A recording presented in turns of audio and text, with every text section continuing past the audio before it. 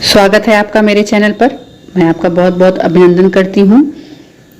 जैसा कि आप देख रहे हैं कि महादेवी वर्मा की प्रसिद्ध कविता बीन भी हूँ मैं तुम्हारी रागनी भी हूँ आपके यूजीसी नेट के हिंदी इकाई 5 में लगी हुई कविता है और प्रतिवर्ष इससे कोई न कोई प्रश्न बनते ही रहते हैं।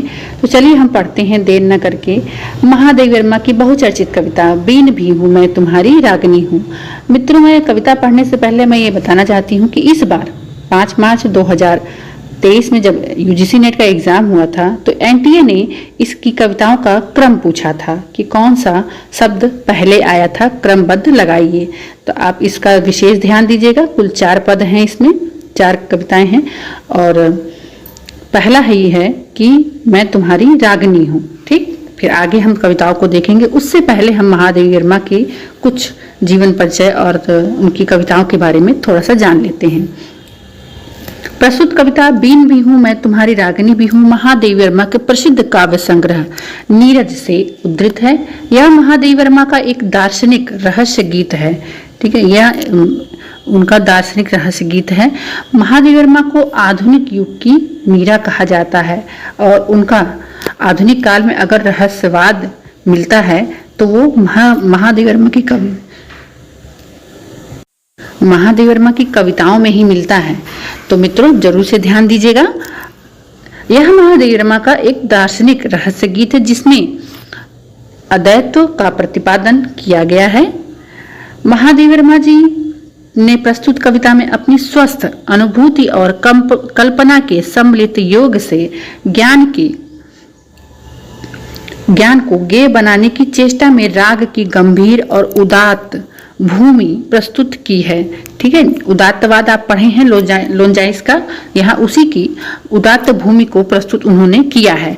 इस कविता में कवियत्री लौकिक प्रेम के द्वारा अलौकिक प्रेम की अभिव्यंजना करती है, अर्थात आत्मा से परमात्मा का यहाँ प्रेम भाव उत्पन्न होता है। इस कविता में कवियत्री अर्थात महादेवी वर्मा जी आत्मनिवेदन व्यक्त करते हुए महादेवी ने उनसे अपने संबंध को व्यक्त किया है। इस कविता में रहस्यवाद का स्वर मुखरित हुआ है। ठीक है, ये भी प्रश्न बन सकता है कि किस कविता में रहस्यवाद मुखरित हुआ, तो इस कविता में अर्थात मैं बीन भी हूँ तुम्हारी रागनी में भी उद्धृत हुआ है।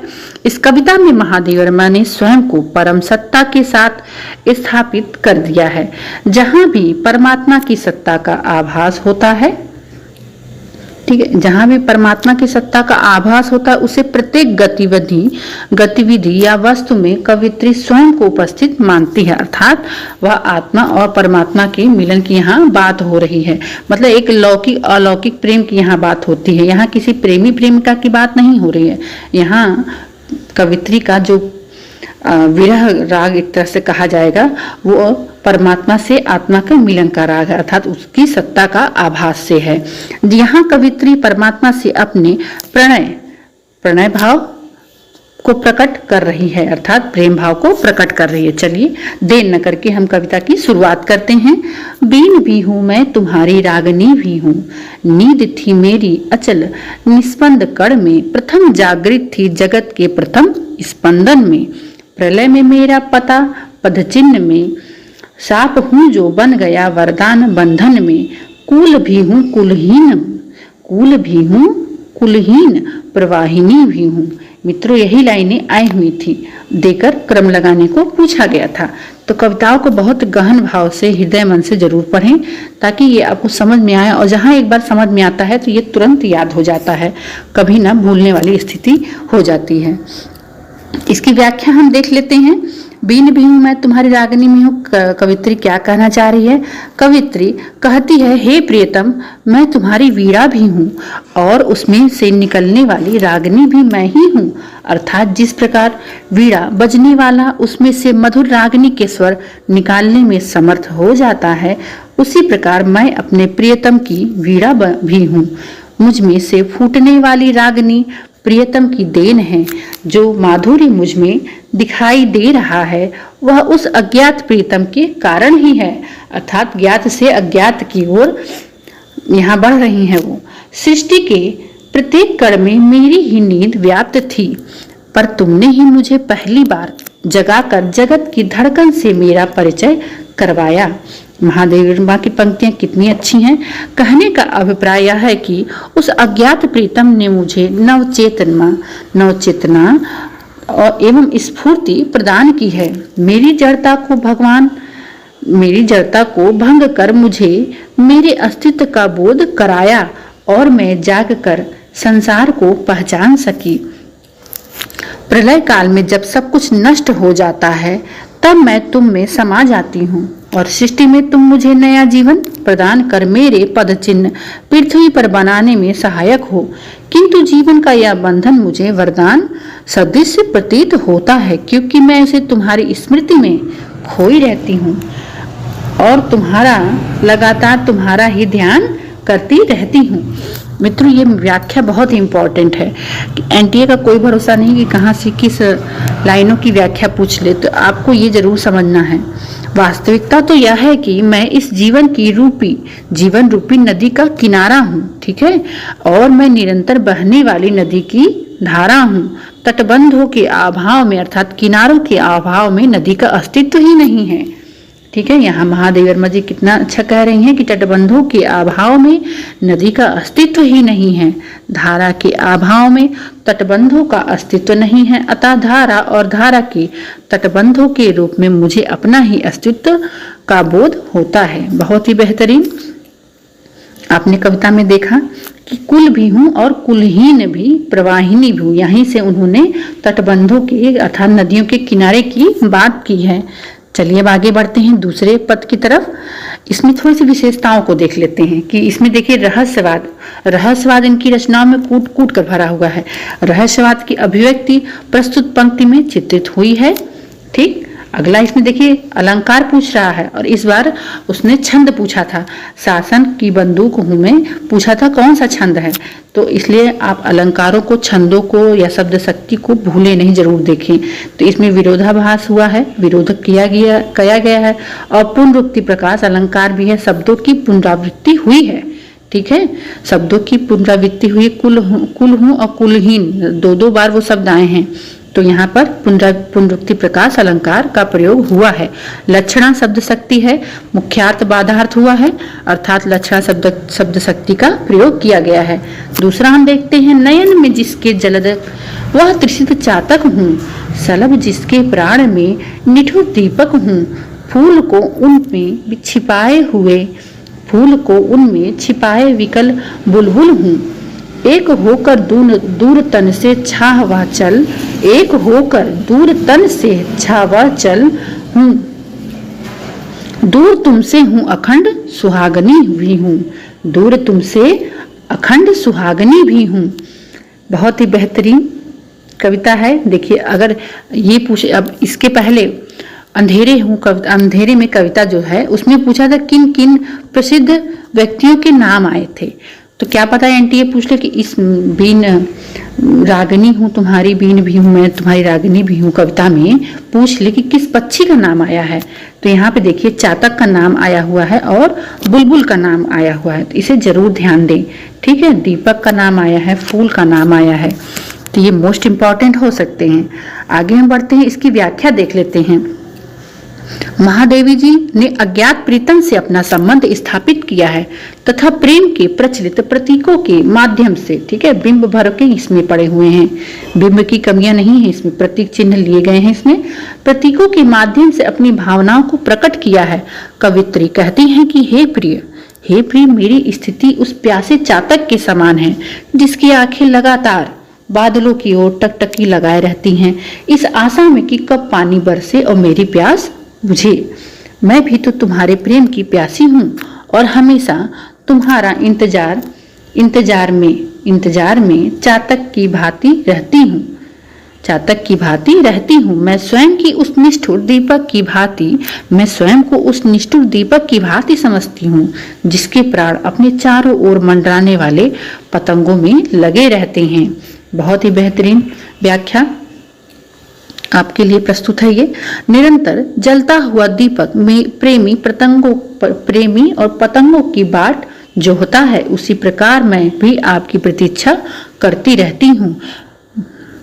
मेरा और तुम्हारा प्रेम दीपक और पतंगे जैसा है। यहाँ पे आपने देखा है कि यहाँ पे लिखा हुआ है ना, सलभ जिसके प्राण में वह निठुर दीपक हूँ। तो यहाँ पे वो कह रहे हैं मेरा और तुम्हारा प्रेम दीपक और पतंगे के जैसा है।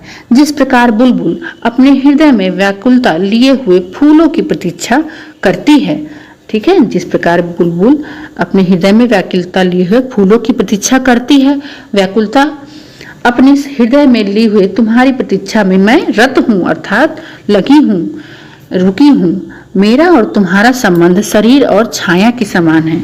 शरीर और छाया अर्थात छाया कभी शरीर को छोड़ के नहीं हटती है, शरीर से उसका छाया अलग नहीं रह सकता, कि फिर भी अलग ही रहते हैं। भले ही मैं तुमसे दूर हूँ किंतु अपने आप को अखंड सौभाग्यवती समझती हूँ, अर्थात वो परमात्मा से किस प्रकार से अपनी आत्मा की व्यवस्था को कह रही हैं।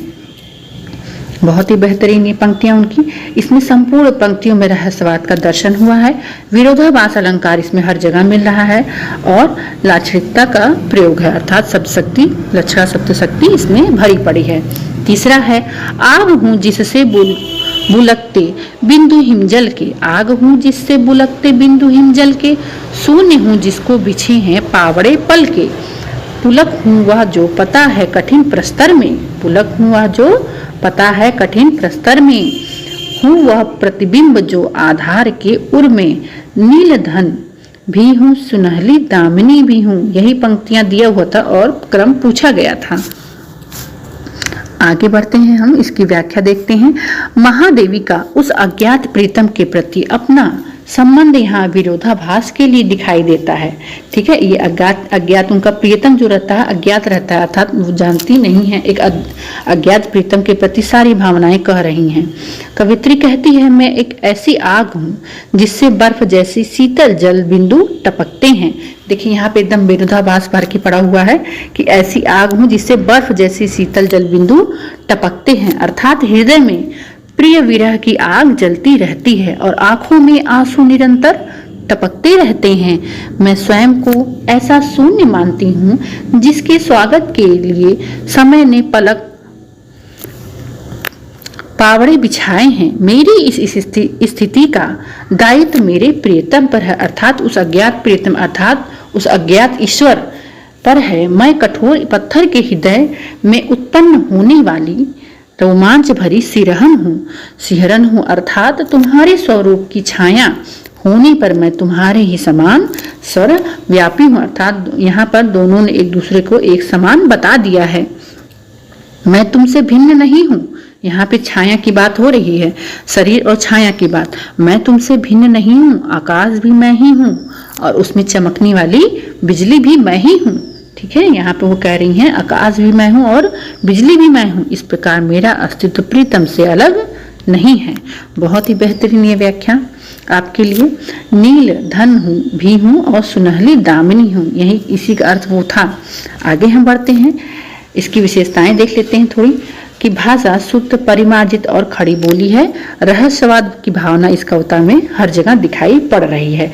चौथा देख लेते हैं, लिस्ट एंड लास्ट। नाश भी हूँ मैं अनंत का विकास क्रम भी, नाश भी हूँ मैं अनंत का विकास क्रम भी, त्याग का दिन भी चरम आसक्ति का तम भी, तार भी आघात भी झंकार की गति भी, पात्र भी मधु भी मधुर विस्मृति भी। देखिए यहाँ पे पुनरुक्ति प्रकाश अलंकार मिल गया। अधर भी हूँ और स्मित की चांदनी भी हूँ। बहुत ही अच्छा, और यही पंक्तियों का क्रम लगाया गया था। तो आपको इस तरह से याद हो गया हो। अगर आपको क्रम याद हो गया तो कमेंट के माध्यम से क्रम जरूर लगा के बताएं। आगे इसकी व्याख्या देखते हैं। कविता के अंत में महादेवी वर्मा ने अपना प्रणय निवेदन परमात्मा के प्रति अर्थात अपने प्रेम का निवेदन उस अज्ञात प्रियतम के प्रति अर्थात परमात्मा के प्रति व्यक्त करती हुई कहती हैं कि हे प्रिय, अब मैं यह समझ चुकी हूँ कि नाश और निर्माण, अंत और प्रारंभ की प्रक्रिया भिन्न नहीं है। नाश में भी मैं ही हूँ और अनंत विकास में भी मैं ही हूँ। मैं उस ईश्वर में एकाकार होकर उसका अंश बन गई हूँ। अतः जीवन की प्रत्येक गतिविधि में अपने को ही देख रही हूँ। त्याग रूपी दिन की प्रकाश की उज्ज्वलता और आम की रूपी अर्थात अंधकार की कालिमा भी मुझ में ही व्याप्त है। ठीक है, यहाँ वो अपने आप को प्रकाश भी कह रही है। देखिए हर जगह विरोधाभास, हर जगह विरोधा ही भास है, तो विरोधाभास अलंकार यहाँ पे भरा पड़ा है और शब्द शक्ति लक्षणा ही हर जगह है कि मैं प्रकाश भी हूँ और एक तरफ से अंधकार भी हूँ। कालिमा भी मुझ में ही व्याप्त है, अर्थात त्याग और आसक्ति दोनों ही उस परमात्मा के ही स्वरूप हैं। मैं वीणा हूँ, स्वयं को मैं वीणा हूँ कहती हैं, और उसके तारों पर किया गया आघात अर्थात उत्पन्न तरंगे, उस आघात से उत्पन्न होने वाली उस आघात से उत्पन्न होने वाली झंकार शंकार भी मैं ही हूँ। मैं ही मधु पात्र हूँ, अर्थात मधु रखने वाला पात्र मैं ही हूँ, मैं ही उसमें भरी मदिरा हूँ। ठीक, यहाँ मधुपात्र मदिरा से अर्थ है मदिरा मैं ही हूँ और मैं ही उस मदिरा की मदहोशी हूँ। ठीक है, अर्थात एक प्रकार से नशा मैं ही हूँ। मैं अधर भी हूँ, अधरों पर व्याप्त होने वाली चांदनी जैसी हंसी। ठीक है, ये पंक्तियां देख के पूछ सकता है इस पंक्तियों का अर्थ क्या है। आप देखते होंगे कि रैदास की पंक्तियां, रहीम की पंक्तियां देकर पूछता है कि इसका अर्थ क्या होगा, तो इस अर्थों को जरूर समझें। इस प्रकार महादेवी वर्मा अपनी रहस्यवादी भावना को व्यक्त करते हुए आत्मा को सर्वव्यापी ठहराती हैं, अर्थात वह हर जगह व्याप्त है। ये इस प्रकार से ये व्याख्या पूरी हुई। विशेषताएं देख लेते हैं हम। प्रेम के लौकिक प्रतीकों के माध्यम से महादेवी वर्मा जी ने अपने अज्ञात प्रियतम, ठीक है, उनका प्रीतम ज्ञात नहीं, उनको अज्ञात प्रीतम से प्रेम दिखाती हैं, अर्थात एक रहस्यवाद की भावना लिए हुए प्रीतम से अपने संबंध को व्यक्त किया है। अनुप्रास विरोधाभास के साथ उपमा, ठीक है, उपमा भी दी गई है और रूपक की छटा तो हर जगह दिखाई दे रही है इसमें। और आत्मा उसी परमात्मा का अंश है जो सर्वव्यापी है कहकर कवित्री अपनी कविता में अद्वैतवाद के दर्शन, ठीक है, ये भी बहुत मोस्ट इंपॉर्टेंट है कि कौन से सिद्धांत अर्थात वाद की यहाँ पर दर्शन कराया गया, तो यहाँ पर अद्वैतवाद है उनका, ठीक है, रहस्यवाद की भावना और अद्वैतवाद का दर्शन भी है इसमें। प्रतिपादक इसके शंकराचार्य जी हैं। रहस्यवादी भावना इस कविता में दिखाई देती है हर जगह। इसी कारण उन्हें आधुनिक युग की मीरा कहा गया था। ठीक है, एक आधुनिक युग की मीरा एक निश्चल अज्ञात प्रेम के माध्यम से उन्होंने अपनी रचनाओं का रचना की है। तो मिलते हैं अब नेक्स्ट वीडियो में, नेक्स्ट रचना के साथ, नेक्स्ट कविताओं के साथ। तब तक के लिए आप अपना अध्ययन को जारी रखें। वीडियो अच्छा लगे तो एक जरूर लाइक करें, एक सब प्रश्नों का कमेंट के माध्यम से उत्तर दें, और अगर आप इस चैनल पर नए हैं तो चैनल को जरूर सब्सक्राइब करें। धन्यवाद।